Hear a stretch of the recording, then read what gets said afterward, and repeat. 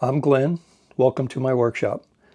Today I'm going to talk a little bit about a modification I made to this microscope accessory to a Sunstone micro welder. These Sunstone welders are typically used in permanent jewelry or other fine jewelry welding tasks. Personally, I use it to tack together pieces that I want to solder that would otherwise be difficult to position and hold in position because of the way the solder flux begins to boil off and has a tendency to move pieces around. It's a great little machine. Orion, Sunstone makes this Orion and several larger models. This one works fine for me for what I do. If you have one of the larger Sunstone welder models, what I'm going to show you today really applies only to the microscope. What I really like about this microscope is the ability to give you magnification while you're doing your welding job. This is a 5x scope that Sunstone sells as an accessory to any of their welders.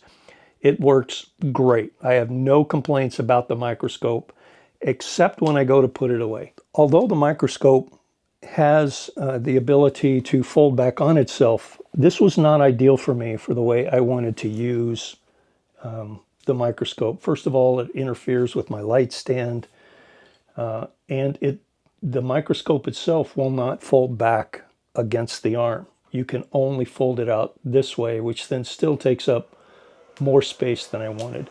I was really looking for a way to make it be more compact when I folded the arm away. The solution to this was pretty simple.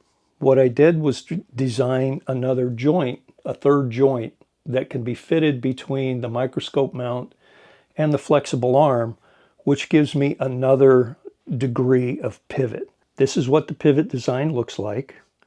I did this in a program called FreeCAD. It's a free 3D CAD drawing program, which then you can use to print to any number of 3D printers. I have a Bamboo Labs 3D printer. So after I designed this part, I printed it on my 3D printer. Got some hardware from my local Ace hardware store, and basically all you need is the printed part itself, an 8mm by 40mm bolt. I chose a black socket head screw to match what's already on the microscope, a couple of washers, and then a nylock nut. And from there, you can add this third joint into the microscope here, which will allow the microscope to then fold back on itself. So let me go ahead and put this new piece in there, and you'll see the result of what it means for the microscope arm.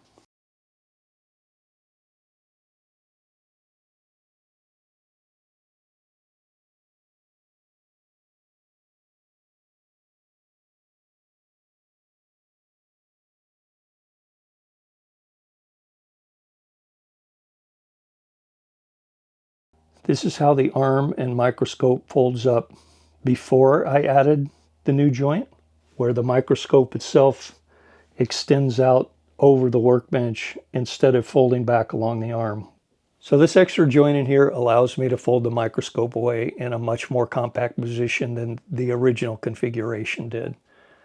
This gives me the ability to fold the microscope back against the arm and then push the whole assembly back into place. This is a much more compact way of storing the microscope. Gets it out of the way of my workbench, and so I feel like I can leave this mounted here instead of maybe needing to take it down when I don't need it. The final result is that I get a much more compact way of storing the microscope in a way that I don't feel like I need to take it off of my workbench on a regular basis. If the microscope had always hung out over my workbench like this, I probably would be inclined to remove the entire arm and the whole assembly while I was doing other work. But with being able to fold it out of the way, especially if I'm already focusing on jewelry work, this makes it very easy for me to use my workbench space for other activities while I'm not using the microscope. So I feel like The extra joint in this arm provided me with flexibility to do what I wanted, to be able to use a microscope right in front of me when I needed it and put it completely out of the way when I didn't. I put in the description below the video a list of the materials that you need in addition to the printed part. Also in the description is a link to the file to be able to print this. If you have a 3D printer or you have a friend that has a 3D printer, you can easily print this part out.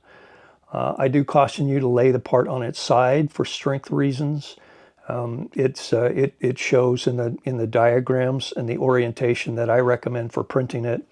And I also recommend that based upon how your printer settings work or your printer slicer works, that you use some of the higher strength options.